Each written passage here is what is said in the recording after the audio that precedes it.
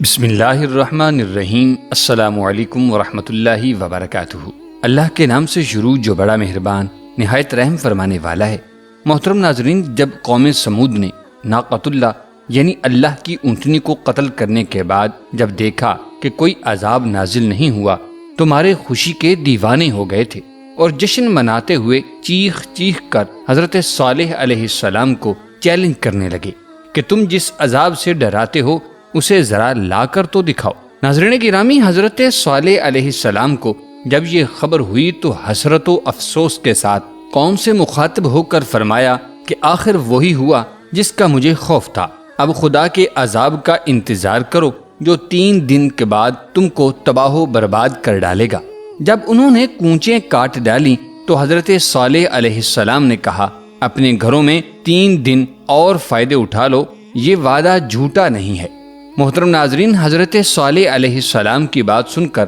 وہ لوگ ہنسی مذاق اور استہزاء کرنے لگے اور تنزیہ استفسار کیا کہ یہ 3 دن ہم کیسے گزاریں گے۔ حضرت صالح علیہ السلام نے فرمایا، پہلے دن تمہارے چہرے زرد ہو جائیں گے، دوسرے دن رنگ سرخ ہو جائے گا اور تیسرے دن تمہارے چہروں پر نحوست پوری طرح عیاں اور ظاہر ہو جائے گی، یعنی وہ مکمل طور پر سیاہ پڑ جائیں گے، اور چوتھے دن تم پر قہر خداوندی نازل ہوگا۔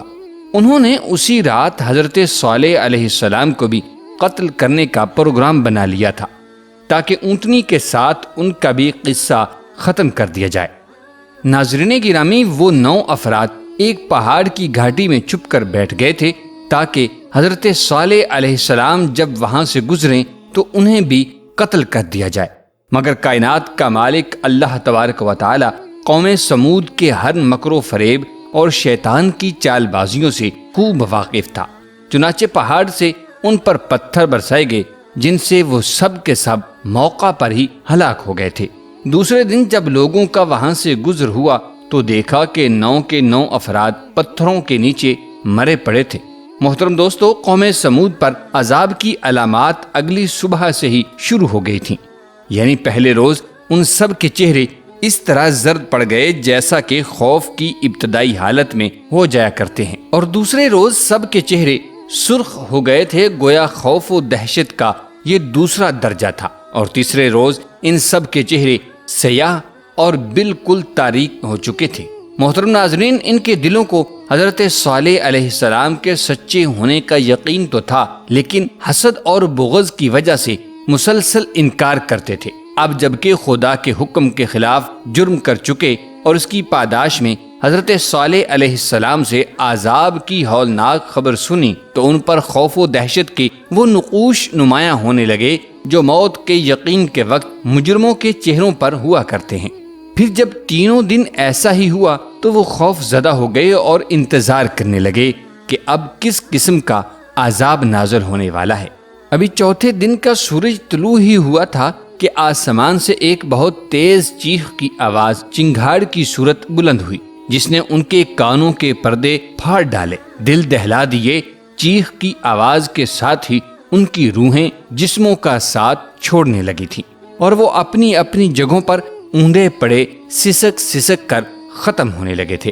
کچھ ہی دیر میں لاکھوں افراد پر مشتمل نہایت قوی اور طاقتور قوم جانوروں کے کھائے ہوئے بھوسے کی طرح ڈھیر ہو چکی تھی، اور کفر و شرک میں مبتلا غرور و تکبر میں ڈوبے لوگوں کا شاندار اور بارونق شہر خاموشہ میں تبدیل ہو کر ہمیشہ کے لیے عبرت کا نشان رہ گیا تھا۔ ناظرین گرامی، اللہ تبارک و تعالی کا قرآن پاک میں ارشاد ہے، اور جن لوگوں نے ظلم کیا تھا ان کو چنگھاڑ کی صورت میں عذاب نے آ پکڑا تو وہ اپنے گھروں میں اوندے پڑے رہ گئے گویا کبھی ان میں بسے ہی نہ تھے۔ سن رکھو کہ سمود نے اپنے پروردگار سے کفر کیا، اور سن رکھو سمود پر پھٹکار ہے۔ ناظرین گرامی، اللہ تبارک و تعالی نے اس عذاب سے حضرت صالح علیہ السلام اور ان پر ایمان لانے والوں کو محفوظ رکھا تھا، چنانچہ اللہ تبارک و تعالی نے ارشاد فرمایا،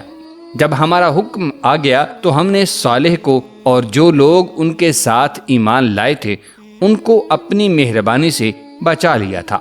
اور اس دن کی رسوائی سے محفوظ رکھا، بے شک تمہارا پروردگار طاقتور اور زبردست ہے۔ ناظرین گرامی، علامہ سید آلوسی رحمۃ اللہ تعالی علیہ نے اپنی تفسیر میں ایک قول نقل فرمایا ہے جس میں بتایا گیا کہ حضرت صالح علیہ السلام پر ایمان لانے والے جو مسلمان ان کے ساتھ عذاب سے محفوظ اور نجات یافتہ رہے ہیں ان کی تعداد تقریباً 120 تھی اور ہلاک شدہ تقریباً 1500 گھرانے تھے۔ ناظرین گرامی، وادی سمود کے بارے میں رسول اللہ صلی اللہ علیہ وسلم کا ارشاد عالی شان ہے۔ حضرت ابن عمر رضی اللہ تعالی عنہ سے مروی ہے کہ 9 ہجری میں رسول اللہ صلی اللہ علیہ وسلم تبوک جاتے ہوئے جب وادی سمود سے گزرے تو آپ صلی اللہ علیہ وسلم نے اس ویران اور اجڑی جگہ کو دیکھ کر صحابہ کرام رضوان اللہ تعالی علیہم اجمعین سے فرمایا، یہاں سے جلدی سے گزر چلو، اور اگر پانی کی ضرورت ہو تو صرف اس کنویں کا پانی استعمال کرو جس سے حضرت صالح علیہ السلام کی اونٹنی پیا کرتی تھی۔ ناظرین گرامی، بعض صحابہ کرام رضوان اللہ علیہم اجمعین نے دوسرے کنووں سے پانی لے کر آٹا گوندھ لیا تھا۔ آپ صلی اللہ علیہ وسلم نے اپنے اصحاب کو منع فرمایا اور پھر نبی کریم صلی اللہ علیہ وسلم نے اسے پھینکوا دیا تھا۔ ناظرین محترم، حضور صلی اللہ علیہ وآلہ وسلم اس عرصہ میں مسلسل توبہ استغفار کرتے رہے۔ حضور صلی اللہ علیہ وآلہ وسلم نے اپنے اصحاب کو فرمایا کہ قوم سمود جو عذاب سے ہلاک ہوئی ان کے گھروں اور بستیوں میں نہ جائیں، اور فرمایا کہ مجھے خوف ہے کہ کہیں تم کو بھی وہی عذاب نہ پہنچائے جو ان کو پہنچا تھا، لہٰذا ان کے پاس نہ جانا۔ ناظرین محترم، یہ ایک تاریخی سوال ہے کہ جب سمود ہلاک اور برباد ہو گئے تو صالح علیہ السلام اور ان پر ایمان لانے والے مسلمانوں نے کہاں سکونت اختیار کی تھی؟ اس سوال کا جواب یقینی اور حتمی طور پر دینا تو قریب ناممکن ہے، البتہ غالب گمان یہ ہے فلسطین میں آ کر آباد ہوئے، اس لیے کہ حجر کے قریب یہی مقام ایسا تھا جو سرسبز و شاداب اور مویشیوں کی پانی اور چارہ کے لیے بہترین جگہ تھی۔